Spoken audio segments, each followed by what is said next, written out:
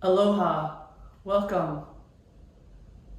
Years ago, there was someone who had the catchphrase, stop the insanity. And what I remember about that person was she was like, she was electrified, she was full of energy, and she'd make this phrase, stop the insanity. And I think it had to do with weight and something to do with the physical body. But that came to me today, and it kind of feels like that outside in the world, depending on where you're looking, right? Stop the insanity. There's this need for us to settle into our bodies, to settle into our moment. It's so easy to get distracted about what's happening in the world, taking you out of the moment that you're in. And the moment that you're in may be sitting here watching this. It may be going and making yourself a cup of coffee. It could be putting on a presentation. I mean, it can be anything as simple and as complex as it is. And how do we stay in each moment and not allow that insanity that might be out there to enter in? And I'd like to share some things that I do to keep myself balanced, to keep myself centered, to keep myself sane. Because we need to be sane. We need to be, well, I'm not going to tell you what you need, because only you know what you need. And that's a big part. If you look at what's happening in the world right now, if you look at whether it's right in your home, your neighborhood, your community, the country that you might live in, the globe that we live in. We all live on this planet. And there's a lot of people and a lot of information that we each are exposed to.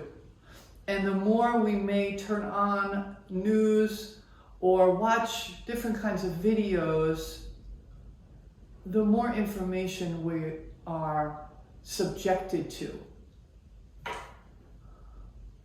And what I want to say today is, first of all, turn off things that don't feel good to you.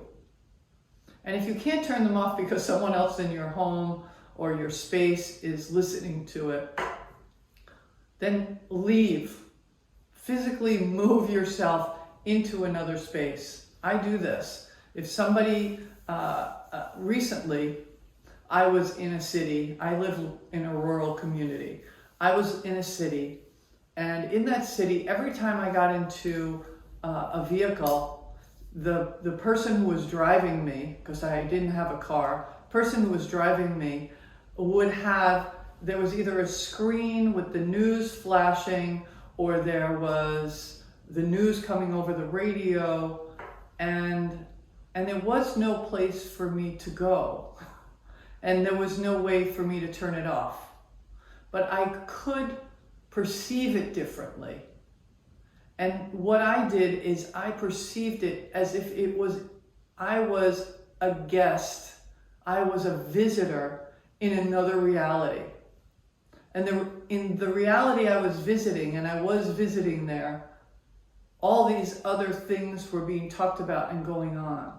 And those things don't happen in my daily life because I can control my environment. But while I was there, it required some other kind of attention for me, because I was going to hear it whether I wanted to or not. But I did not want to be influenced by what I heard in a negative way. And many of us know that a lot of the news that's broadcast is negative. It is about somebody that was hurt, or something that's harmful going on in our society or in the community. And I looked at, well, how can I deal with this? Because I can't get away from it. So maybe you can't get away from it. I know sometimes when you go into a public space, they'll have news playing on a television screen. It's more and more common now. It's everywhere, right? So how do I deal with that? Well, for me, I consider that I'm a visitor in that reality. That's not my reality. What they're talking about, it's just talk. And it's not my reality. It doesn't mean that it's not happening. Of course it's happening. Of course all the things that are being talked about are happening. But I don't need to take them into my aura, into my mind, into my body. Because the only thing that does for me is take my vibration down. Everything vibrates. Everything in the universe has a vibration. Everything is energy, and that energy is vibrating at different speeds. I'm not going to pretend to be a physicist or a scientist and explain that to you. I cannot. Intuitively, I know that everything is energy. When I'm told that by science, that resonates for me. And that's what I really wanted to focus on here today with you is as you hear things from other people, become more and more and more and more aware of what you feel in your heart, in your abdomen, in your energy field, is this true? Is this for real? And here's something I'm going to share with you that was a really prime example of this a few years ago, before the drama that's unfolding in the world. Where I live in Hawaii, we had a missile alert, a ballistic missile alert. It came on our telephone. I was out taking a walk by myself. I was probably 15-20 minutes away from my house. And across my phone, and we all trust our phones, don't we? Came a incoming ballistic missile alert. Take cover immediately. Now, I live in a rural part of Hawaii. If you don't know Hawaii, we have many islands. I live on the largest island. It's about the size of Connecticut. It's a pretty big place. I'm not near a city. Nevertheless, I got that message, as did my son, who at the time lived in Honolulu, in the city. Everybody got it who had a phone that was in Hawaii. And as soon as I got it, I gasped. I'm like, what? And fortunately, I was outside, I was in nature, I was alone. There was nobody to say, hey, what is this? What's going on? I could have Googled it, but I was more interested in, what do I feel? Is this for real? And it said something like, this is not this is not a drill, this is for real, right? They didn't use that language, and I just stopped. I looked around at the trees where I was walking on a road. I looked around at the trees. I looked at the sky. I took a breath. I'm like, yeah, I'm not gonna go into this right now. I'm not gonna worry about this. And here's what came up for me. There is no place to take cover. We do not have bunkers, most of us. In Hawaii, it is rare that anyone even has a basement. Most houses are not built on a basement. They're just built on a slab foundation. So if some nuclear thing is going to blow up and you're not underground, you're toast. So I thought, okay, so there's no place for me to go. And if this is really going to happen, I'm going to be out here in nature. And I'm going to just, disappear, disintegrate, die, whatever. And I felt very, very peaceful about that decision. And I continued my walk. I did not stop. I did not turn around. I thought about my dogs that were at home. I thought, well, I can't help them either. I can't save anybody. If this is for real and it lands here, there's not much I can do. And I'm not going to be afraid, and I'm not going to go into panic. And I really didn't feel like it was for real. But I did go through the mental process of what if it is.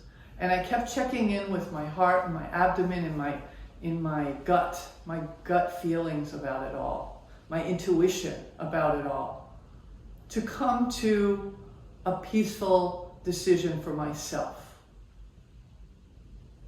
And I've done that a lot in my life, and you have probably done that too. Some people, maybe you do it all the time, you know exactly what you feel about things, you know exactly what your intuition is telling you. If that's not something that you do, it's very valuable to be able to do it. And some of the ways that you can get there is through meditation, is through being in nature. Those things help us ground and connect to ourself. This is a time that it's so valuable to connect to your inner self, your inner being,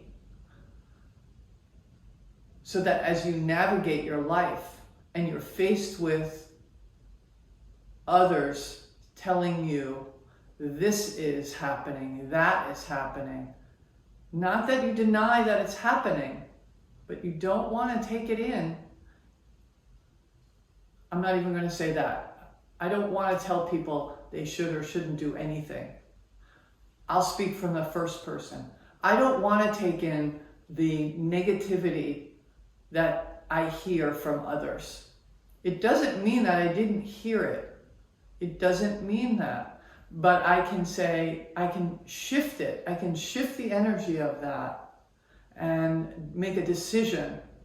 When someone says, the sky is falling, I can look up and then I can look within and say, you know what, you may be experiencing that, but that's not my reality. Because really, we each are experiencing our life from our own perspective. There is no one way to view any situation.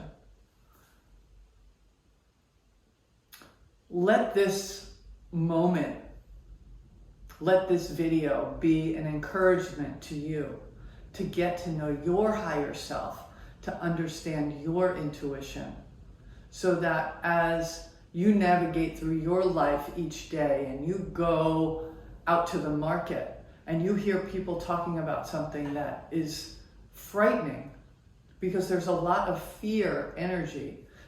The energy of fear is very strong right now in our world. And in order to transmute that,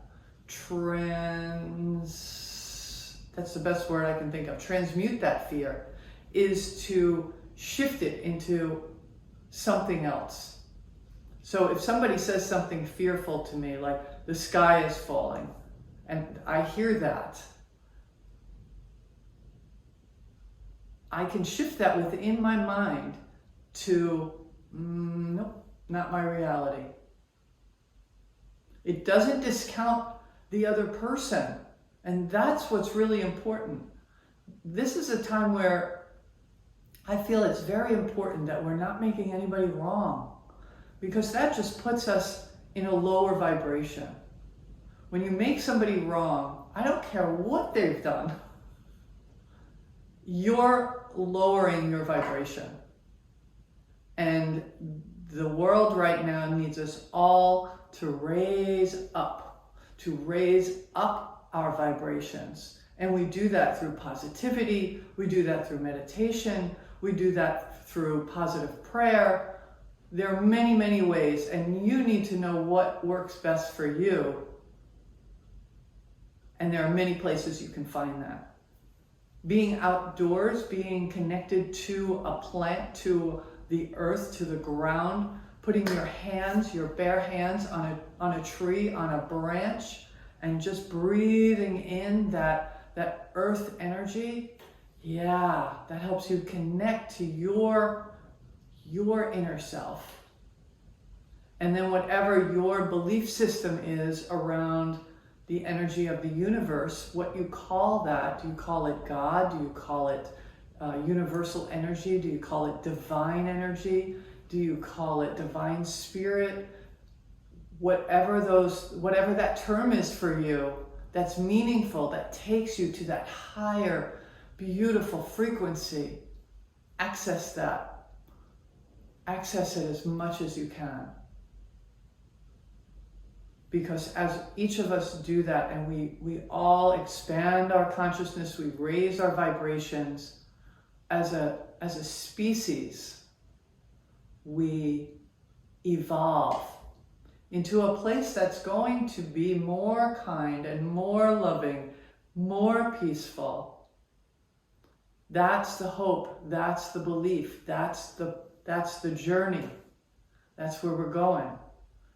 In the meantime, there are these different energies around us.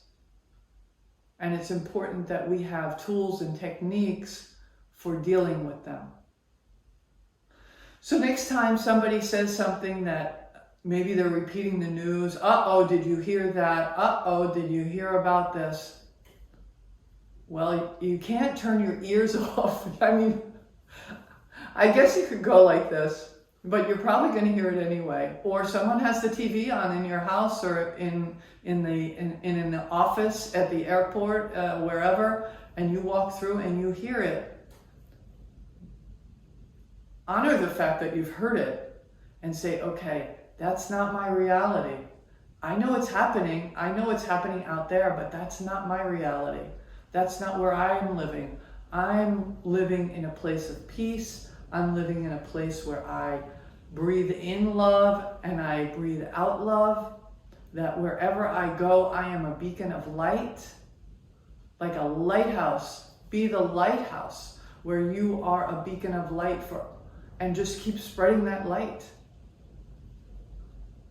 It's not easy. And sometimes it is easy. It depends on the moment, it depends on the day. I encourage you to find that way to connect with your intuition, with your inner self. And also when you hear something, when you read something that is troubling to you, go within and say, is this real? Do I need to do something about this? Or can I let this go? What can I do about it? That's one of the things I've struggled with is, do I need to be an activist for this and this and this and this? And I check in with my intuition and I say, do I need to be taking some physical action for those things? And when I go into that quiet place within myself, the best thing that I can do right now is to be in touch with my intuition, to access divine love, and to bring that divine love out through me. Find out what is best for you and honor that, and you will find the peace that you seek. Thank you for tuning in. I wish you peace, and I send you love.